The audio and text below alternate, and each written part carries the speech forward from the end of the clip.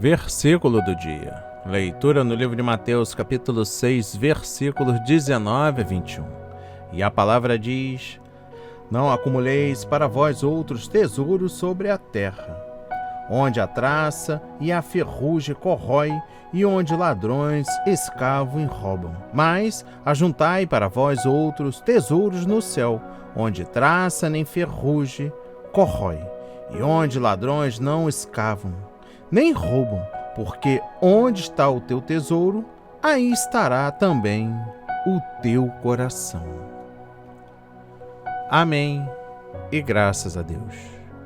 Meditando e aprendendo com o versículo do dia, no ordenamento cotidiano de nossas vidas, a verdadeira sabedoria consiste em buscar obter somente aquelas coisas que duram. Quer compremos um traje, ou um vestido, ou um automóvel, ou um tapete, ou um jogo de móveis, o sentido comum nos recomenda evitar a aquisição de produtos mal feitos e perecíveis a curto prazo, e comprar aquelas coisas que possuem solidez e permanência e estão bem feitas. Isto é exatamente o que Jesus nos está dizendo nesta passagem, que devemos nos concentrar nas coisas que duram. Jesus recorre a 3 imagens que correspondem às 3 grandes fontes de riqueza na Palestina.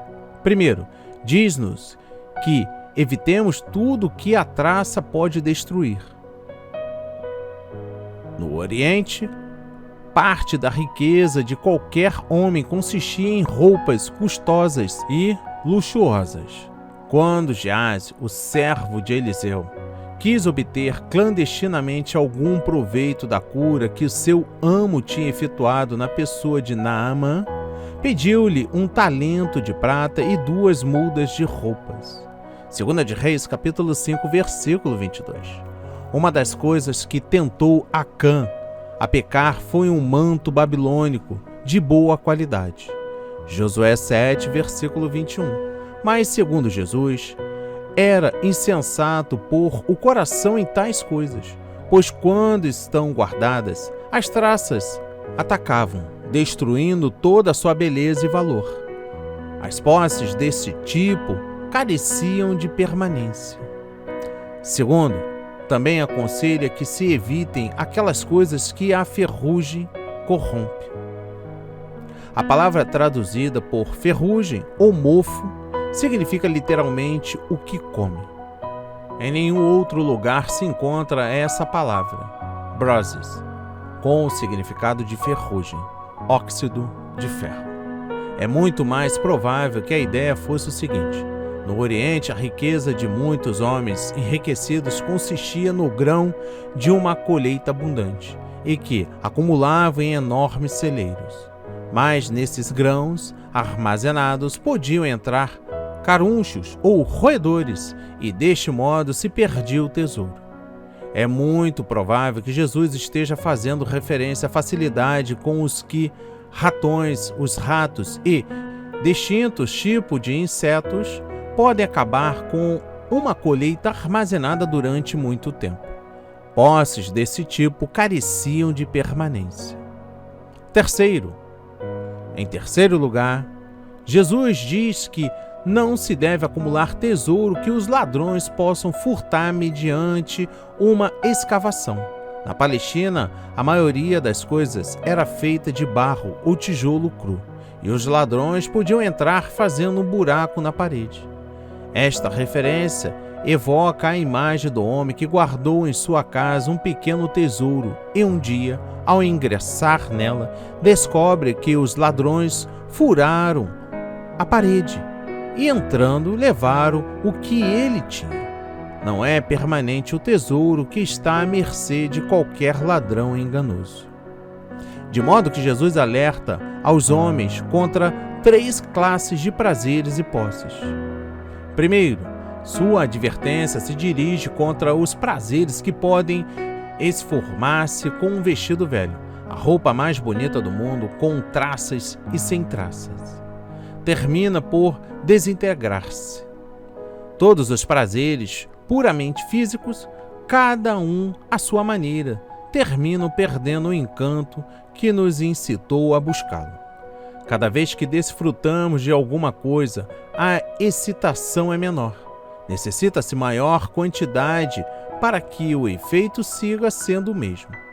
E como uma droga que perde seu poder quando consumida normalmente e se impõe a aumentar gradualmente a dose se tiver que ser efetiva do mesmo modo que no princípio.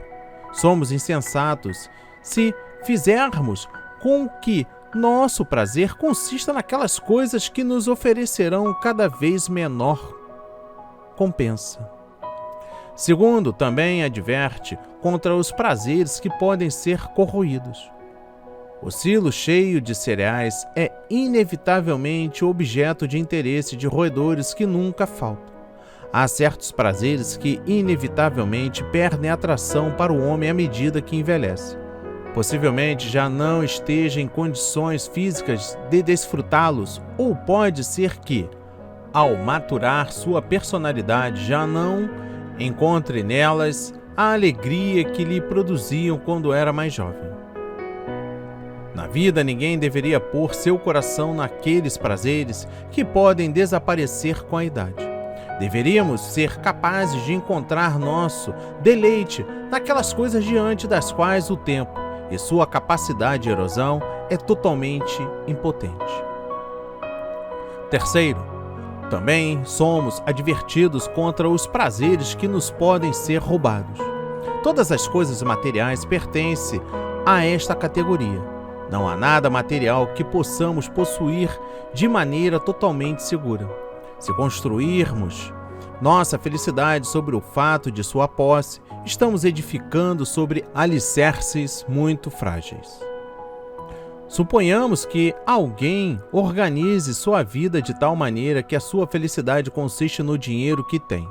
No dia menos imaginado, se produz uma crise financeira e o nosso amigo fica completamente arruinado. Junto com sua riqueza também se esfumou sua alegria. O homem verdadeiramente sábio é o que constrói sua felicidade sobre aquelas coisas que nada nem ninguém pode tirar, cuja posse é independente dos azares e mudanças da vida. Tudo o que faz com o seu prazer depende de coisas falazes. Está condenado à frustração. Todo homem cujo tesouro está nas coisas mais cedo ou mais tarde o perderá, porque as coisas não estão dotadas de permanência e não há nada que dure para sempre. Os judeus conheciam muito bem a frase tesouro no céu. Identificavam esses tesouros principalmente com duas coisas. Primeiro, diziam que as ações bondosas que alguém fazia no mundo transformavam-se em seu tesouro no céu. Contavam uma famosa lenda sobre um tal rei Monobás, de Adiabene, que se converteu ao judaísmo. Um ano de fome, Monobás distribuiu seu tesouro entre os pobres. Suas irmãs enviaram mensageiros para lhe dizer: seus pais reuniram tesouros, e os que acrescentavam aos seus pais, mas você dissipou os seus e os deles. Monobás respondeu: meus pais reuniram tesouros para esta vida. Eu estou acumulando tesouro para a vida eterna. Eles armazenaram sua riqueza em lugares onde a vontade humana pode governar, mas eu os tenho agora em um lugar onde ninguém pode já dispor deles. Meus pais acumularam tesouro que não dão interesse. Os meus sim dão. Meus pais acumularam tesouro de dinheiro. Eu acumulei tesouros de almas. Meus pais acumularam tesouros para os outros, e eu os acumulei para mim. Meus pais acumularam tesouros neste mundo, e eu os tenho guardado no mundo vindouro. Tanto Jesus como os rabinos judeus sabiam que tudo que se acumula egoístamente, mais cedo ou mais tarde se perde. O que se oferece a outros com generosidade acumula tesouros no céu. Esse mesmo princípio seria o que teria que seguir a igreja cristã, depois de seu mestre.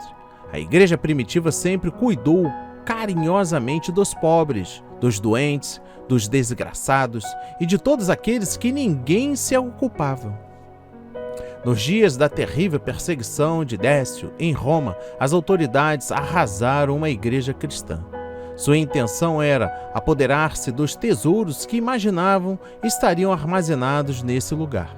O prefeito romano ordenou a Laurêncio, o diácono: "Mostre-me imediatamente o lugar onde vocês guardam seu tesouro."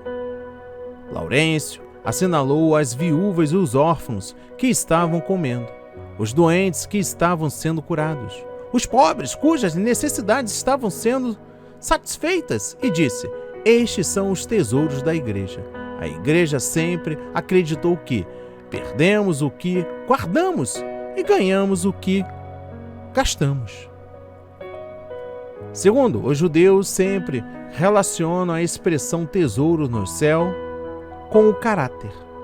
Quando foi perguntado ao rabino Yoel ben Kisma se aceitaria viver em uma cidade pagã em troca de um salário muito elevado por seu serviço, respondeu que nunca viveria em um lugar algum que não fosse morada da lei, porque no dia em que deva ir deste mundo, disse: "Nem o ouro, nem a prata, nem as pedras preciosas irão comigo, mas apenas o conhecimento que tenha da lei, as minhas boas obras." Como afirma o bom provérbio espanhol, as montanhas não têm bolsos. A única coisa que podemos levar deste mundo é o nosso caráter, o que somos. Quanto melhor seja a personalidade ou caráter que levamos, maior será o nosso tesouro no céu.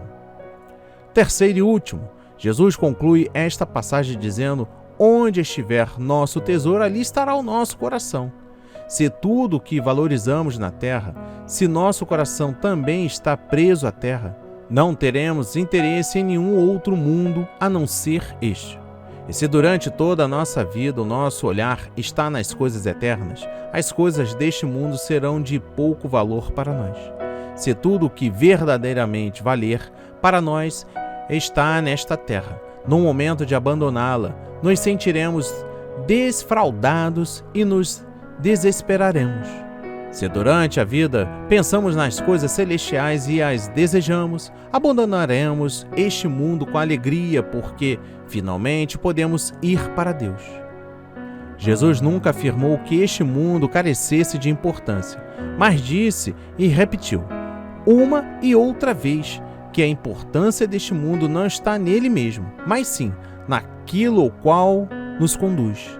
Este mundo não é o fim de nossas vidas, é somente uma estação no caminho. Portanto, ninguém deve entregar o seu coração a este mundo e as coisas a ele pertencem, pois seus olhos devem estar fixos permanentemente na meta que nos espera mais além. A palavra de hoje foi semeada em corações quebrantados para a honra e a glória do Senhor. Receba este alimento diário, não hesite, compartilhe. Deus está interessado na sua dor. Amém e graças a Deus.